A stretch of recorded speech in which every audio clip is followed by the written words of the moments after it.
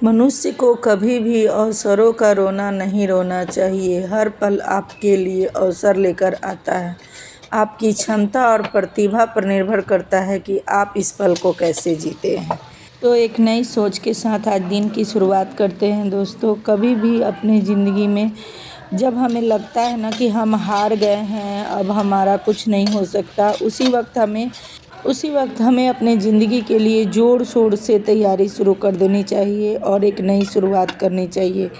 तो आज मेरी भी सुबह की नई शुरुआत हो चुकी है। आलू परवल की सब्ज़ी बनाया था, थोड़े से आलू ये एक्स्ट्रा उबाल लिए थे तो वो रखा हुआ है, और चावल दाल वगैरह बन चुका है, और बना रही हूँ ये कद्दू का रायता। तो इसके लिए ही छोटा सा ही कद्दू मेरे पास बचा हुआ था, तो बस इसका बीज से ये पूरा जो बीज वाला एरिया है वो निकाल दिया और इसे कर दूंगी कद्दूकस। कद्दूकस करने के बाद इसे मुझे डालना है उबलने के लिए।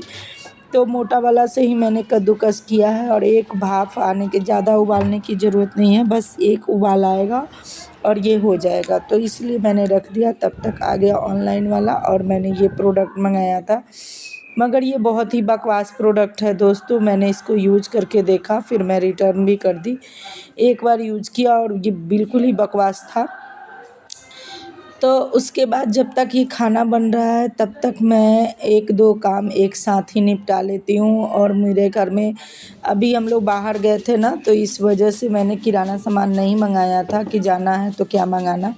तो उसके बाद अभी पूरा घर, किचन का ग्रोसरी शॉपिंग समझिए तो पूरा ही घर खाली हो चुका है। ये जो मेरे एक्स्ट्रा स्टॉक में दाल वगैरह मैं रखती हूँ वही सब हैं, तो इन सब को मिक्स करके एक जार में रख देती हूँ। तो इससे मुझे आसानी होती है कि जब मुझे बनाना होता है तो बस मैं सीधे से निकाल लेती हूँ और बना लेती हूँ।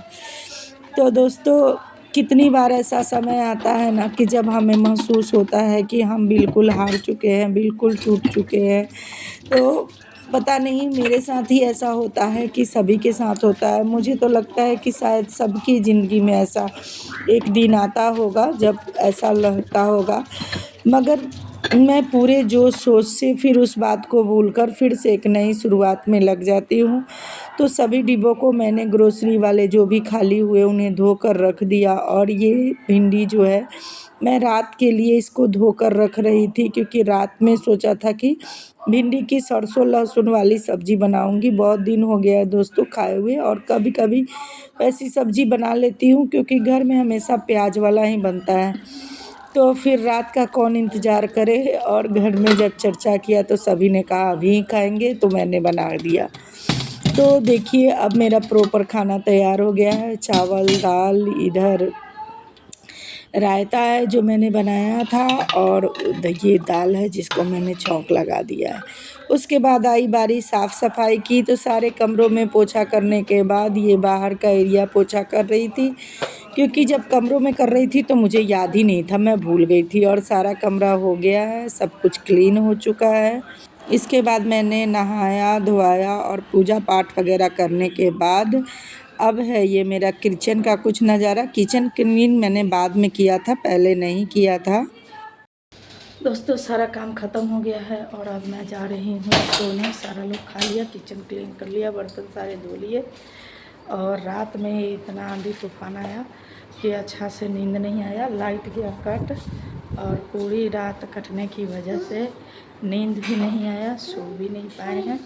तो अभी जा रही हूँ 1 घंटे सोने, उसके बाद देखती हूँ क्या है काम, फिर वो काम करूँगी। पहले जा रही हूँ अभी सोने। Bye bye. दोस्तों, ये है मेरी डायरी जिसमें मैं रखती हूँ किराना सामान का सारा लिस्ट।